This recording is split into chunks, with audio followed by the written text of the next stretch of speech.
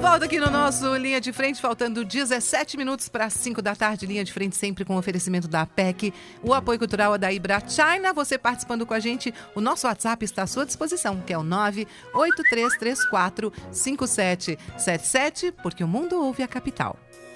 Falando nisso, né, Thomas? Estamos ao vivo, continuamos ao vivo pelo Instagram da Ibrachina, que é o @Ibrachina oficial. Você pode participar, mandar sua pergunta, manda o seu beijo e a gente vai ler o seu recado. Porque agora é hora da gente conversar com o Dr. Daniel Boulos. Vamos falar sobre contratos comerciais. Ele é advogado, professor de Direito no LLM Direito dos Contratos do INSPER Direito em São Paulo.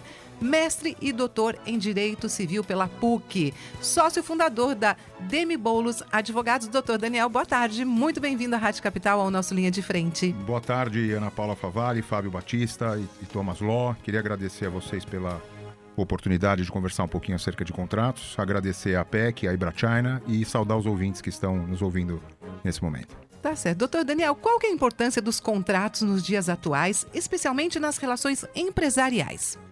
Olha, eu costumo dizer, quem contrata, Ana, a gente quer segurança, né? Quer dizer, se você não for celebrar um contrato efetivamente e começar a se relacionar com outra empresa, por exemplo, sem ter um documento escrito e que seja seguro, etc., você não vai estar, na realidade, tendo a segurança necessária para caso de litígio, se a outra parte descumprir, etc. e tal, você poder ter um documento em mãos que você possa cobrar a outra parte e receber uma indenização. Então, o contrato é bastante importante porque as pessoas se relacionam, as empresas se relacionam e este relacionamento tem que se dar num ambiente seguro, que seja justo e seguro para as duas partes, né?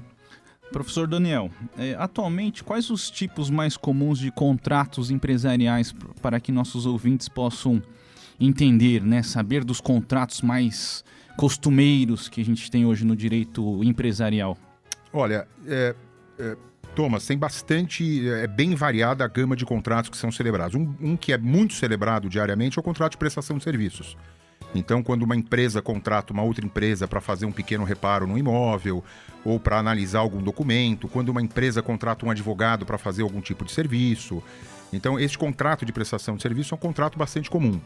Tá? Esse diz respeito ao contrato empresarial. Isto, logicamente, eu estou excepcionando os contratos de trabalho, que é regido pelo direito do trabalho, mas compra e venda de imóveis, contrato de prestação de serviços, contrato de empréstimo, também é bastante comum, seja empréstimo de dinheiro ou empréstimo de alguma coisa, que é denominado comodato. Então, são contratos bastante comuns na vida das empresas, lembrando que as microempresas no Brasil, segundo os últimos dados da Sebrae, correspondem a 99% das empresas em geral.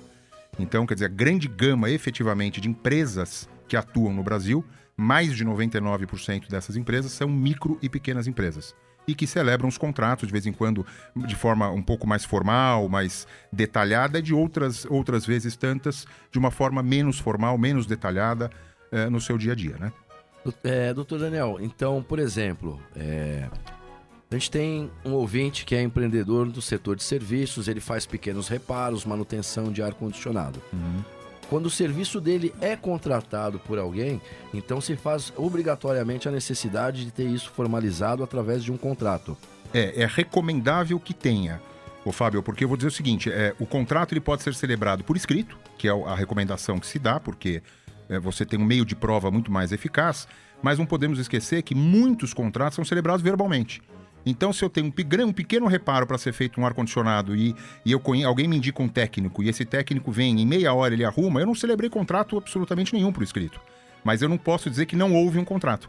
Houve um contrato de prestação de serviços celebrado de forma o quê? Verbal. Outra forma que também se dá é por comportamento. Tem um professor português que diz o seguinte: se eu entro numa barbearia e nada digo, sento na cadeira, o barbeiro começa a cortar o meu cabelo e nada fala, contrato A.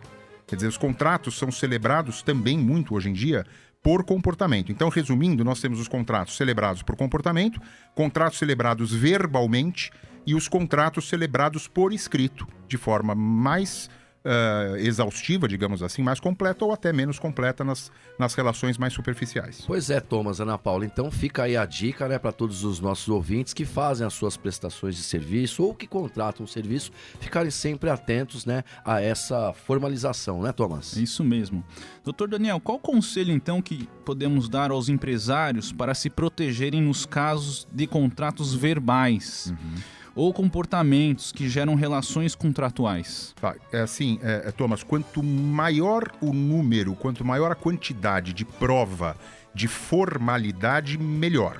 Então, é lógico, no dia a dia do nosso ouvinte aqui, do empreendedor, do pequeno empreendedor, de vez em quando ele não tem, talvez o preparo, talvez não tenha condições, eventualmente até financeiras, de contratar um advogado, um escritório, para fazer um contrato mais formal, mas a dica que se dá é o seguinte, pelo menos manda um e-mail, quer dizer, coloque num papel, assine um recibo, coloque o ajuste verbal que você está fazendo de uma forma que seja fácil depois você comprovar. Porque quem contrata quer previsibilidade, quer segurança. Se aquela relação, por qualquer motivo, vier desencadear uma ação judicial, aquela parte que tiver mais prova do seu direito, fatalmente ganhará a ação. Então, para resumir e indo direto ao seu ponto, Thomas, a dica que se dá é que pelo menos o nosso ouvinte consiga o quanto mais possível. Hoje em dia, o WhatsApp, por exemplo, é uma prova. O e-mail é uma prova. Qualquer forma escrita que você consiga depois demonstrar ao juiz que você contratou, qual o valor que você pagou, o que você combinou, você estará certamente militando a favor da proteção dos seus direitos. Eu ia perguntar isso para o doutor agora. Então, um e-mail, não precisa fazer um contrato, um e-mail ou uma mensagem no WhatsApp valem como prova? Vale como prova. É do ótimo para o bom. Quer dizer, primeira recomendação, que se faça o contrato formal por escrito. Tudo bem, isto é o cenário ótimo. Se isto não for possível, ou não for necessário, ou a relação for muito pequena, muito superficial, ou muito pontual, com valor pequeno, e não for, não carecer, não for possível fazer um contrato por escrito, faça verbal, faça com menos formalidade, mas coloque no e-mail, olha, conforme ajustamos então, você vai pintar a parede da minha casa, assim, assado, tantos R$1.000 por tanto prazo, quer dizer, você coloca e pede para a pessoa dar um ok. Porque certamente este e-mail trocado, esta mensagem, de qualquer tipo de mensagem por escrito, vai poder te ajudar numa ação judicial se isto vier a acontecer no futuro. E eu tenho percebido que essa coisa de e-mail, né, se eu tiver errado, doutor, por favor, me corrija, que essa coisa de e-mail e WhatsApp tem servido muito em todos os tipos de contrato, né? Desde o contrato empresarial até contrato trabalhista. Recentemente, por exemplo, teve um rapaz que processou uma empresa, Thomas, e ele colocou, né, junto com o advogado na petição inicial lá, encaminhada para o Ministério do Trabalho, coisas que não tinham nada a ver com relação ao que havia sido tratado entre ele e o empregador. E o advogado do empregador, por conta das mensagens de WhatsApp, conseguiu reverter a ação e aí, em função até mesmo da reforma trabalhista, o empregado foi condenado a pagar as custas processuais. É importante a recomendação, lógico, qualquer forma de prova por escrito, se você periciar um aparelho, você vai conseguir constatar que aquela mensagem existe. Mas do ponto de vista de garantia, de comprovação efetiva, recomenda-se fazer uma ata notarial. Quer dizer, a pessoa leva o seu aparelho a um cartório de notas e o tabelião vai, por ata notarial e por ata notarial, portanto, com fé pública, vai constatar efetivamente que no aparelho XYZ, naquela data, tal, tem aquela troca de mensagens. E aí, mesmo se o aparelho for furtado, roubado, se quebrar, etc., aquela comprovação tem fé pública daquelas conversas que aconteceram. Ô Thomas, Ana Paula, só uma observação. Tô prestando atenção. O doutor tem voz de radialista, né? Tem. Parece até que já trabalhou no rádio. Bondade sua, Fábio. Doutor Daniel Boulos, os sócios podem ser responsabilizados por contratos não cumpridos por suas empresas? Então, Thomas, no direito brasileiro, o que vigora de uma forma muito simples é a independência entre as pessoas físicas e jurídicas. Então, a pessoa física dos sócios, o João e a Maria, que são sócios da padaria, eles, João e Maria, não respondem pelas dívidas da padaria limitada, tá certo? Então, a padaria, que é uma pessoa jurídica, que é uma limitada, ela responderá com seu patrimônio pelas suas dívidas. Esta é a regra. Entretanto, no direito brasileiro, admite-se algumas exceções. Tá certo? Então, você tem exceções no direito civil, no direito do trabalho, no direito do consumidor. Então, o que a gente pode deixar de recado é, via de regra, esta separação ocorre. tá certo? Desde que, por exemplo, no âmbito civil, você não haja uma confusão patrimonial. Existem muitas pessoas jurídicas que pagam as contas das pessoas físicas. Ou seja, as pessoas misturam a vida da pessoa jurídica, padaria, com a vida das pessoas físicas, Maria e João. E aí, quando isto vai a juízo, o juiz olha e vê que aquilo tudo se confundiu. E aí, o que o juiz pode condenar? Justamente João e Maria, sócios, a pagar pelas dívidas da empresa Padaria Limitada. Então, o que se recomenda é que se faça as coisas efetivamente de uma forma correta, separando as pessoas físicas das pessoas jurídicas, fazendo tudo, observando, enfim, as normas legais, tributárias, contábeis e etc. Tá? Mas, via de regra, não há esta contaminação, esta mistura, o que pode ocorrer em algumas exceções previstas na lei. Então, para os nossos empreendedores aí do circuito de compras, os empresários que tiverem um MEI, uma empresa de pequeno porte, não misturar a empresa com a sua pessoa física no momento de pagar a conta, no momento de contrair qualquer tipo de empréstimo. Exatamente. É nesse sentido, né? Nesse sentido, constituir a pessoa jurídica, registrá-la perante o órgão necessário, geralmente a junta comercial, ter uma contabilidade da pessoa jurídica. Você pode pegar um contador, hoje é fácil, não é caro você ter um contador, você fazer toda aquela contabilidade, cada dinheiro que sai da conta da pessoa jurídica tem que ter o seu respectivo, a nota, o seu respectivo recibo, tá certo? E quando a pessoa física for desfrutar, digamos assim, dos lucros, você fazer a distribuição dos lucros da pessoa jurídica para a pessoa física, e a pessoa física sobrevive, paga as suas contas e tal. Não misturar a pessoa jurídica com as pessoas físicas, porque é uma das hipóteses excepcionais que o direito admite esta contaminação de responsabilidade. E já ouvi também, doutor Daniel, por exemplo, de empresários colocar a casa dele como no nome da pessoa jurídica. Quer dizer, já tem uma mistura, uma confusão nesse sentido, né? Da pessoa comprar um apartamento via pessoa jurídica e não pessoa física e ele morar lá. Seria mais ou menos isso? Seria, na verdade, assim, o nosso ouvinte, ele tem a empresa, mas na pessoa física comprar o apartamento na pessoa física, né? Justamente, na pessoa física. Nesse ponto, Thomas, vale lembrar o seguinte: a pessoa no Brasil tem uma proteção legal, sem nada fazer, que é a proteção do bem de família. A casa onde uma família reside no Brasil não pode ser penhorada por dívidas fiscais, trabalhistas, cíveis, etc. Lembrando-se que família no Brasil, segundo o Supremo Tribunal Federal, é pai com filho, é um casal de homossexuais, é o avô com o neto, é sobrinho, quer dizer, a família no sentido amplo. Então, aonde a família mora, efetivamente, não pode ser alcançado por quaisquer dívidas que esta família tenha, salvo algumas exceções. E uma das exceções, talvez tenha sido essa a sua menção, por exemplo, quando a própria família oferece o bem em hipoteca. Sim. Ou para o financiamento da casa própria. Eu pego o dinheiro no banco e aquele bem fica dado ao banco em garantia para poder pagar aquele empréstimo. Quando o bem é fruto de atividade criminosa. Então, são hipóteses excepcionais, mas via de regra, todo brasileiro tem, desde 1990, a Lei 8.009 de 90, esta garantia sem precisar fazer absolutamente nada. Tem proteção do lugar onde ele reside com a sua família por quaisquer espécies e quaisquer valores de dívidas. A outra exceção, se não me engano, doutor Daniel, é da empregada doméstica, né? Os empregados que guarnecem a casa, sem dúvida. Outra exceção é o imposto IPTU, senão ninguém pagava IPTU. Isso. Quer dizer, lógico, se você não pagar o IPTU, seu imóvel vai ser alcançado. Os trabalhadores que trabalham na casa, tá certo? Ou quando você adquire aquele imóvel como fruto de uma atividade criminosa. Sim. É óbvio, muito claramente, o legislador foi sábio ao dizer que essa é uma exceção. Eu acho que dentro, né, Thomas, das relações empresariais, uma situação dessa implica até na perda, né, desse imóvel, né, estando no nome da pessoa jurídica. Estando no nome da pessoa jurídica, e se a pessoa jurídica tiver dívidas, aqueles bens que estão no nome dela, inclusive aquele apartamento, vão responder pelas dívidas por ela, pessoa jurídica, contraídas. Então, por isso que eu digo, quer dizer, não é muita complexidade nem muita burocracia, é só atentar para fazer a devida separação. Fazer as coisas certinhos. Pessoa física, paga suas contas e sobrevive. A pessoa jurídica tem sua existência à parte, paga suas contas, faz os seus contratos e sobrevive de forma independente. É esse cuidado que o nosso ouvinte tem que ter para não ter qualquer tipo de prejuízo a mais aí. Nós vamos para os comerciais, Thomas. Nós voltamos já em um minuto com o Dr. Daniel Boulos falando sobre contratos, que a gente está prestando tanta atenção aqui, né, Thomas? Nós voltamos já com o nosso Linha de Frente, o oferecimento da APEC e o apoio cultural da Ibrachina. A gente volta já.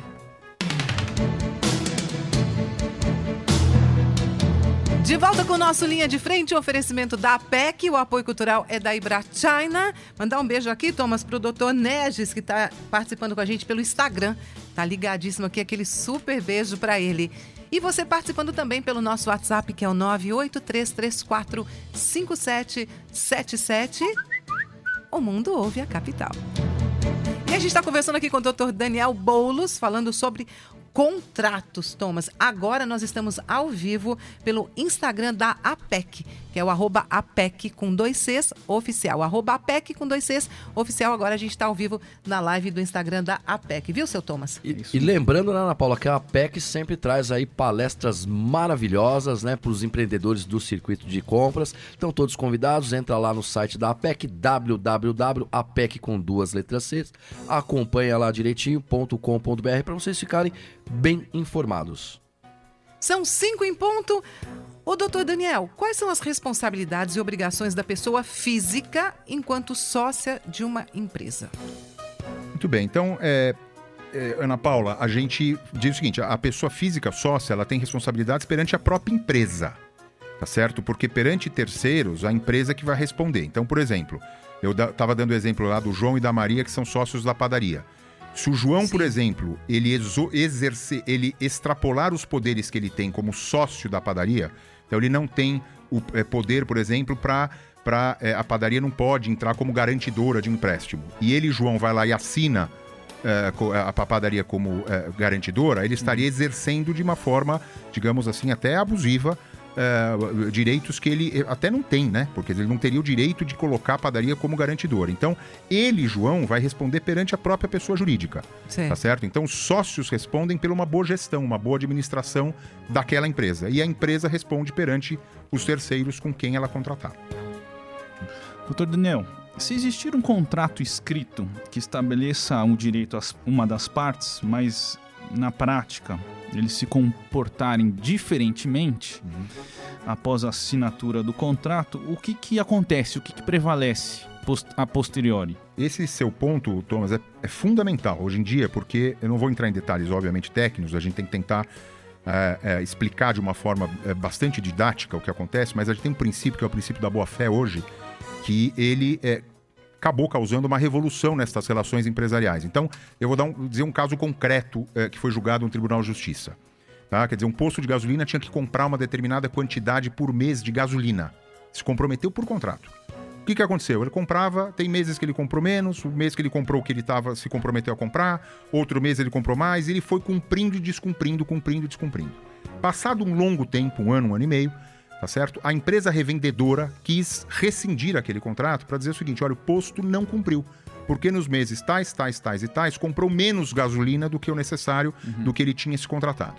E o Tribunal de Justiça acabou julgando o seguinte, que a distribuidora de gasolina perdeu aquele direito que ela tinha de cobrar por aquele não cumprimento, porque ela tolerou o não cumprimento por um prazo prolongado no tempo. Então acabou infundindo a crença no posto de que não iria cobrar aquela obrigação daquela forma. Então o recado que se dá é o seguinte, o instrumento ele é muito importante, é o que eu digo, é a gestação do contrato. É como o contrato surge. Importante que seja discutido, que quem for contratar leia as cláusulas, compreenda o que ali está disposto e tudo.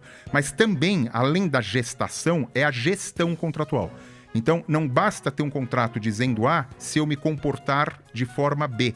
Porque hoje, pelo princípio da boa-fé, Ana Paula, vai vigorar e vai valer o B. Então, as pessoas precisam ter isto bastante em mente. Quer dizer, mas está no contrato que eu tenho direito a qualquer tempo de cobrar aquilo. Sei, mas você cobrou? Não, eu nunca cobrei. Faz 2, 3 anos que eu não cobro. Então, muito provavelmente, quando essa relação for ser levada ao Poder Judiciário, o juiz vai dizer o seguinte, mas se você tinha o direito de cobrar e nunca cobrou, não é agora que você vai poder cobrar, porque isto viola a boa-fé. Então, trocando em miúdos, é o recado que fica. Não só é importante ter um bom contrato escrito, formal e feito, etc., o tão mais seguro possível, mas também na parte de cumprimento do contrato, na fase dita de execução do contrato, os nossos ouvintes têm que ser bastante zelosos e cuidadosos.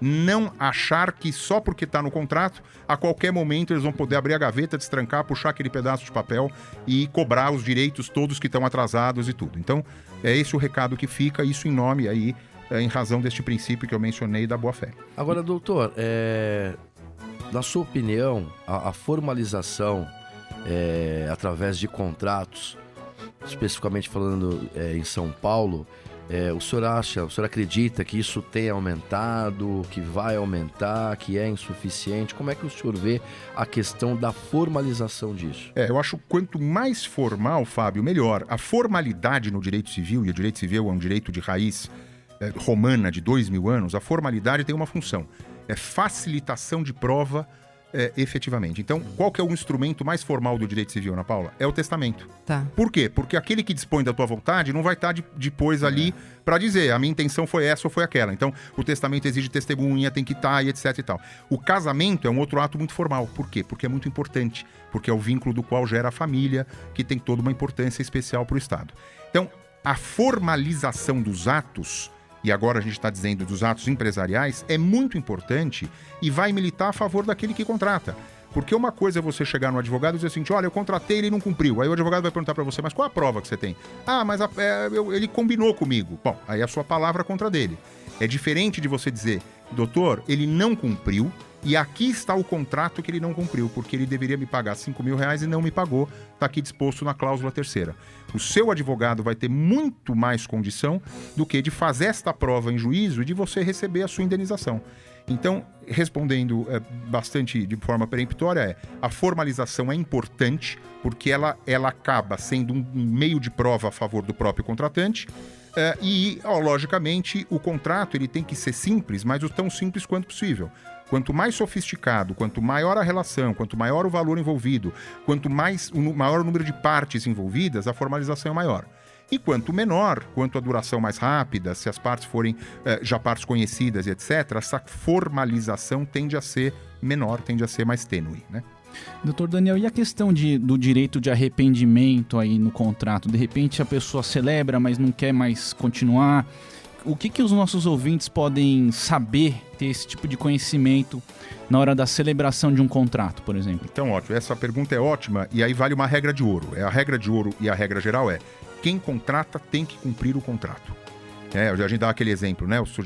O menino tá jogando bola na rua com os amigos, aí a mãe chama para almoçar, bota a bola embaixo do braço e vai almoçar e deixa todo mundo... Quer dizer, eu não gosto mais, me arrependi, não quero. Isto o direito não protege. Tá certo? Então, arrependimento, isso acontece muito. A gente é consultado de vez em quando, né? Assim, um exemplo clássico, o cliente passa lá o contrato de locação, fala assim, doutor, eu quero romper o contrato de locação, porque eu não quero mais alugar o imóvel para aquela pessoa. Aí o advogado pergunta assim, mas ele não cumpriu? Não, ele cumpre muito bem, ele paga antecipado o aluguel, me manda presente de Natal, ele é um excelente locatário, mas eu não quero mais cumprir, eu quero romper o contrato. E aí o advogado é obrigado a dizer ao cliente, ele fala, você não pode não querer mais. Quer dizer, não é dada a possibilidade das pessoas se arrependerem de um contrato celebrado. Você contratou, você criou a crença no outro contratante que você vai se comportar de determinada forma e aquela crença o direito abraça e você tem que cumprir. Quando é que você pode se arrepender? Quando o próprio contrato prevê o arrependimento, número 1. Ou 2, quando a lei prevê que você pode sair de um contrato.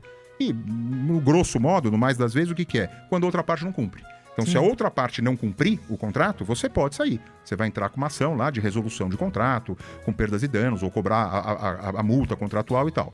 Mas se, num ambiente de normalidade, as duas partes cumprindo o contrato, você não pode dizer não quero mais, não gosto, me arrependi. Porque se isto fosse possível, Ana Paula, geraria uma grande instabilidade nas relações sociais. Eu assino um contrato, tô achando que eu vou ter...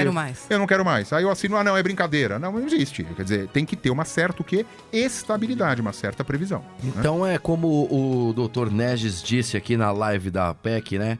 O contrato, ele faz lei entre as partes, né? Esse tem até um brocário em latim, desde o direito romano, o contrato faz lei entre as partes. Isto ainda é uma regra que vigora no dia de hoje, a despeito e apesar das diversas exceções que tem a esta regra. Hoje você tem um número grande de exceções e de possibilidades que o juiz tem de interferir no contrato. Mas a regra de ouro continua sendo: contratou, tem que cumprir. Para não cumprir o que está contratado, você tem que ter uma autorização no contrato ou uma autorização na lei a ele aplicável. Tá, parece o professor Rovai falando, né? Tá muito chique esse programa hoje, hein, Ana Paula? O professor Daniel Boulos esteve conosco ano passado, Ana e Fábio, inclusive em Portugal, dando palestra para a universidade, para os alunos, lá em Porto. Isso. Na Católica de Porto. Então foi muito bacana a presença do professor Daniel, não só lá, como também no IBMEC. Ele deu uma palestra, uma aula de cláusulas... Foi de cláusula penal, acho que na cláusula penal no IBMEC. Então foi uma aula que todo mundo aplaudiu. E ele é ótimo, né? Pra falar, ele é ótimo. Sim, muito bom. Bom, eu quero aproveitar, Ana Paula, mandar um beijo aqui pra Márcia, que tá nos acompanhando aqui pelo WhatsApp, pro Antônio das Chagas, lá do Jardim Perialto, né? E dizer pra galera, acompanha a live da APEC, né? Entra lá no Instagram, @APEC, 2Cs no final. Deixa lá o seu comentário, manda o seu número de telefone. Depois, se tiver alguma dúvida, a gente responde aí pra todo mundo. Doutor Daniel, pra gente encerrar, quais são as principais dicas para elaborar um contrato? Acho que as principais... Bom, vamos lá. A dica principal é o contrato tem que ser tão simples quanto possível. A pessoa precisa compreender o que está no contrato. Então, aquele negócio de linguagem muito rebuscada, de termos muito técnicos, aquilo é necessário em contratos maiores, em contratos mais complexos. No dia a dia, o contrato tem que ser simples, tem que ser claro, tem que ser direto. Porque, antes de tudo, é um meio de comunicação. Então, eu preciso entender. Se o cliente seu, ao ler a minuta do contrato, já não entender desde o primeiro momento... Eu sou uma que não ia entender nada, então, né, dizer, Thomas? Ele tem que ser tão simples quanto possível, para poder efetivamente o que a pessoa precisa entender o que ela está contratando, né? Então, quando possível, tanto quanto for possível, procurar um advogado, que é um profissional capacitado, que tem a capacidade de te ajudar num contrato, tá certo? E, logicamente, o diabo está nos detalhes. Então, vê todos os detalhes, vê o que você está se comprometendo, você tem condições de cumprir aquilo, é o prazo que você quer, aquela prestação está equilibrada, o valor que você está se comprometendo a pagar é justo, você fez as tuas contas, aquilo está no teu orçamento. Quer dizer, nunca assumir mais obrigações do que você pode efetivamente sustentar. Tinha um ministro supremo que dizia assim: se você tem um direito, não entre em juízo, que você pode perdê-lo. Quer dizer, quantas vezes que porque ação judicial, a gente não sabe qual é o resultado, sabe como começa, não sabe como termina. Então, tanto quanto a gente puder evitar ingressar com uma ação judicial, ou ser parte de uma ação judicial, melhor. E os contratos, dentre outras funções, também têm essa função de evitar litígios, né? De prevenir os litígios, as ações judiciais entre as partes. Tá certo, doutor Daniel. Muito obrigada pela sua participação aqui na Capital, no nosso Linha de Frente. Tenho certeza que o senhor esclareceu demais os nossos ouvintes. Agora todo mundo já sabe como fazer um contrato, né, Thomas? O que você está rindo, Thomas? Não, ia mandar um abraço pro doutor Daniel. Eu que agradeço a oportunidade a você, Ana Paula Favalli, o Fábio Batista, o Thomas. E eu acho que a função que vocês estão desempenhando aqui é fundamental, porque é de conscientização. Quer dizer, quanto mais a gente conseguir discutir, conscientizar as pessoas dos seus direitos, das suas obrigações, eu acho que vai melhorar e o país vai para frente. Obrigado a todos aí. Muito obrigado, doutor. E quem quiser conhecer mais o seu trabalho, saber onde fica o seu escritório, procure qual número, qual endereço? Eu tenho um site, tá? DM Boulos Advogados tem um site. DM Boulos Advogado. Isso. www.dmboulosadvogado. dmbadv.com.br. Eu estou vinculado ao INSPER hoje, e dentre outros lugares, mas principalmente ao INSPER, que é um curso de Direito em pós-graduação aqui em São Paulo, bastante conhecido, www.insper.edu.br. Tá? Sou professor de Direitos e Contratos do INSPER, acho que dando um Google aí as pessoas me acham. Mas o importante é a gente ter essa oportunidade de contribuir com vocês e de poder esclarecer os ouvintes com todas essas questões importantes. Baita pauta, né, Ana Paula? Com certeza. Doutor Daniel, muito obrigada e até uma próxima aqui na Rádio Capital. Um abraço a todos. Nós vamos para os comerciais. Você tá demais hoje, hein, Thomas? Tá que tá. Vamos para os comerciais, voltamos já. Nossa Linha de Frente, o oferecimento da APEC, o apoio cultural é da IBRACHINA. Não sai daí que a gente volta em 1 minuto. Você está ouvindo Linha de Frente, com Ana Paula Favalli e Fábio Batista.